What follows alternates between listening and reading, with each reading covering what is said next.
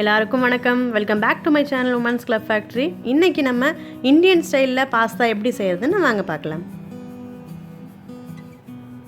Pasta செய்கிறதுக்கு நான் குடல் பாஸ்தா எடுத்திருக்கேன். இதுலேயே முறுக்கு பாஸ்தா அந்த மாதிரி நிறையா இருக்குது. அதை வந்து நம்ம பாயில் பண்ணி முதல்ல எடுத்து வச்சுக்கலாம். அதுக்கு குக்கரில் ஒரு 2 டம்ளர் தண்ணி ஊற்றிக்கோங்க.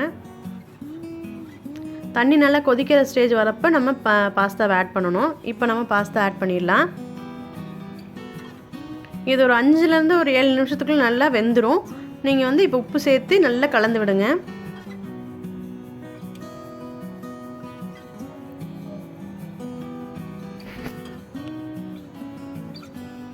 நல்லா கலந்து வெந்திருக்கு. நீங்கள் இப்போ ஃபில்டர் பண்ணி எடுத்து வச்சுக்கலாம் தனியாக.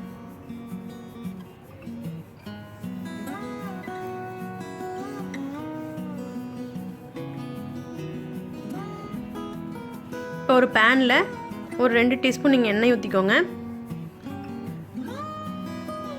எண்ணெய் கொஞ்சம் சூடானதுக்கப்புறமா தட்டி வச்சுருக்கிற இஞ்சி பூண்டு நம்ம இதில் ஆட் பண்ணிக்கலாம்.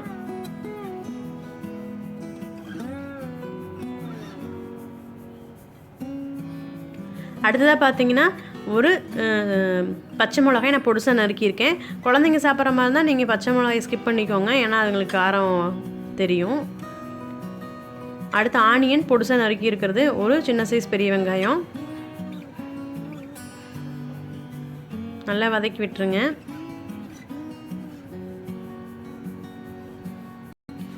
அடுத்ததாக பார்த்தீங்கன்னா 2 சின்ன சைஸ் தக்காளி பொடிசாக நறுக்கியிருக்கேன், அதை ஆட் பண்ணிக்கலாம். கொஞ்சம் தக்காளி 2 போடுறதுனால கொஞ்சம் புளிப்பு சுவையாக பாஸ்தா சாப்பிட்றதுக்கு ரொம்பவே நல்லாயிருக்கும். அதனால் நீங்கள் தக்காளி 2 to 3 போடலாம். தக்காளி நல்லா வதங்கியிருக்கு. இந்த ஸ்டேஜில் நம்ம 1 டீஸ்பூன் வரமிளகாத்தூளும் 1 டீஸ்பூன் கரம் மசாலாவும் ஆட் பண்ணிக்கலாம்.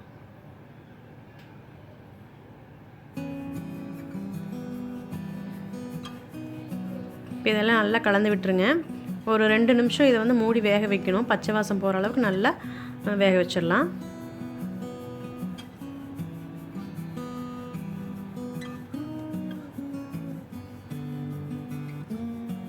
இப்போ 2 நிமிஷம் ஆகிடுச்சு. எண்ணெயில் நல்லா பிரிஞ்சு வந்துருக்கு பார்த்தீங்களா.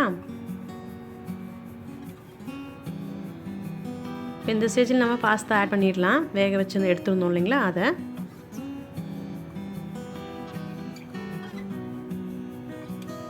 இப்போ நல்லா மசாலாவும் பாஸ்தாவும் நல்லா மிக்ஸ் ஆகிற அளவுக்கு எல்லாம் ஒன்றா சேர்த்து நல்லா கிளறி விடுங்க.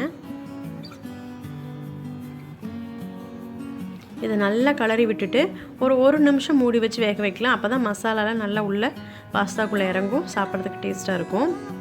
எல்லா பக்கமும் நல்லா மிக்ஸ் பண்ணிவிட்டு மூடி வச்சுருங்க. ஒரு நிமிஷம் மீடியம் ஃப்ளேமில் நல்லா வேகட்டும்.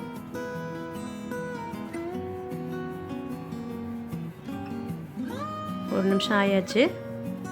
இப்போ இந்த டைமில் நம்ம என்னென்ன சாஸ் இருக்கோ அதை ஆட் பண்ணிக்கலாம். நான் பார்த்தீங்கன்னா 1 டீஸ்பூன் சோயா சாஸ் ஆட் பண்ணுறேன்.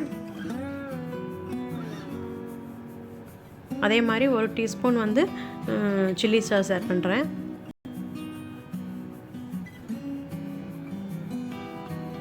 எல்லாம் நல்லா சேர்ந்து கலந்து விட்டுருங்க.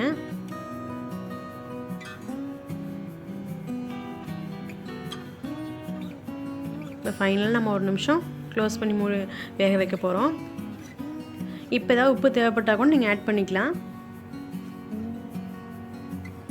சாஸ்லாம் ஆட் பண்ணதுக்கப்புறம் தான் நீங்கள் உப்பு பார்த்துட்டு மறுபடியும் தேவையான மட்டும் ஆட் பண்ணிக்கலாம். ஏன்னா சாஸ்லேயே ஆல்ரெடி உப்பு இருக்குது. இப்போ மூடி வச்சுருங்க. பாருங்கள், 1 நிமிஷம் ஆகிடுச்சு. சாஸு வரமிளகாத்தூள் எல்லாமே நல்லா மிக்ஸ் ஆகி நல்லா வந்திருக்கு. அவ்வளவே தான். இப்போ நம்ம கொத்தமல்லி தழை கருவேப்பிலை தூவிடலாம். இது ரொம்பவே டேஸ்டியான ஈவினிங் ஸ்நாக்ஸ் டைமில் குழந்தைங்களுக்கு பண்ணி கொடுத்தீங்கன்னா ரொம்பவே டேஸ்டியாக இருக்கும். பார்க்க ரொம்ப அழகாக இருக்கிறதுனால அவங்க கண்டிப்பாக சாப்பிடுவாங்க. நீங்கள் வீட்டில் இந்த டிஷ்ஷை ட்ரை பண்ணி பாருங்கள். ட்ரை பண்ணிவிட்டு எப்படி இருந்ததுன்னு கமெண்ட் பாக்ஸில் சொல்லுங்கள். தேங்க்யூ ஃபார் வாட்சிங்.